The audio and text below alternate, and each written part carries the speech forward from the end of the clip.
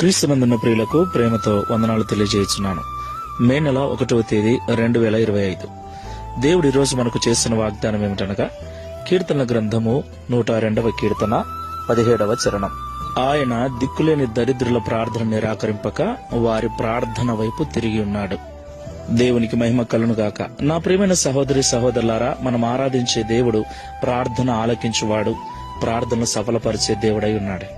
ఆయన ఎవరు ప్రార్థన చేసినా వింటాడు ప్రియులారా. అయితే లోకంలో ఎవరైతే దీనులై దరిద్రులై అందరి చేత త్రోసివేయబడి వెలివేయబడిన స్థితిలో ఉంటూ దేవునికి మొరపెడుచున్నారో వారి ప్రార్థన ఆయన ఎన్నడూ నిరాకరింపక వారి ప్రార్థన ఆయన అంగీకరించేవాడై ఉన్నాడు. దేవునికి మహిమ కలుగునుగాక.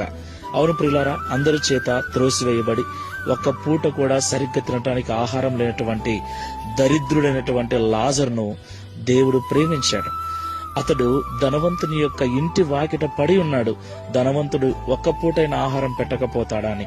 అయితే ఎంతో ధనం ఉన్నటువంటి ఆ యొక్క ధనవంతుడు ఒక్క పూట కూడా లాజరుకు ఆహారం పెట్టడానికి మనసు లేనివాడుగా ఉన్నాడు.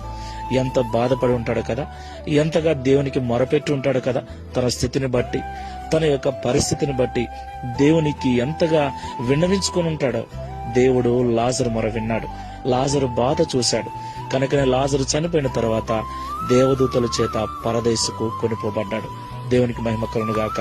ఈ మాటలు వింటున్న ప్రియ సహోదరి సహోదరుడా, నీ స్థితి బాగాలేదని, నీ యొక్క ఆరోగ్య పరిస్థితి సరిగ్గా లేదని, నీ స్తోమత బాగాలేదని, నువ్వు చదువురాని దానవని, చదువురాని వాడవని, నీకు ఉద్యోగం లేదని ఈ లోకం నిన్ను నిందిస్తూ ఇబ్బందికరంగా మాట్లాడుతూ వెలివేయబడిన స్థితిలో, నీచముగా చూడబడుతున్న స్థితిలో ఉంటే భయపడద్దు.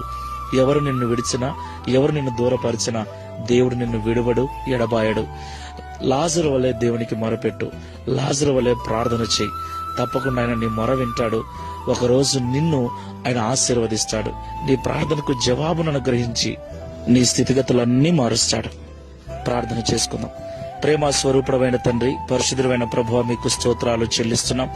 ఈ ఉదయకాల సమయంలో మీరు మాతో మాట్లాడిన ప్రతి మాటను బట్టి వందనాలు చెల్లిస్తున్నాం తండ్రి. దీనుల యొక్క దరిద్రుల యొక్క ప్రార్థన నిరాకరింపక వారిని మీరు ఆశీర్వదించే దేవుడై ఉన్నారని, వారి ప్రార్థనలు మీరు ఎల్లప్పుడూ వినేవారై ఉన్నారని మాతో మీరు మాట్లాడినందుకు స్తోత్రాలు చెల్లిస్తున్నాం. ప్రియ తండ్రి, ఈ ప్రార్థనలో ఏకీభవిస్తున్న వారిలో లాజరు వలె త్రోసివేయబడి తృణీకరించబడి దీనమైన స్థితిలో దారిద్ర్యాన్ని అనుభవిస్తూ ఎవరైనా నన్ను ప్రేమించకపోతారా, ఎవరైనా ఆదరించకపోతారని నిరీక్షణతో ఎదురు చూస్తూ నీ సన్నిధిలో మొరపెడుతున్నటువంటి బిడ్డలను జ్ఞాపకం చేసుకోండి.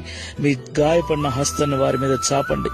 ఇప్పుడే వారి ప్రార్థనలు మీరు అంగీకరించి వారి స్థితిగతులు మార్చి నీ నామ మహిమ కొరకు వారిని మీరు వాడుకోనమని అడుగుచున్నాను. తద్వారా ఈ దిన వాగ్దానమును మా అందరి జీవితంలో నెరవేర్చి మీ నామమునకు మహిమ ఘనత ప్రభావములు కలిగించుకున్నామని యేసు నామములో ప్రార్థిస్తున్నాము తండ్రి. Amen. Praise the Lord. God bless you.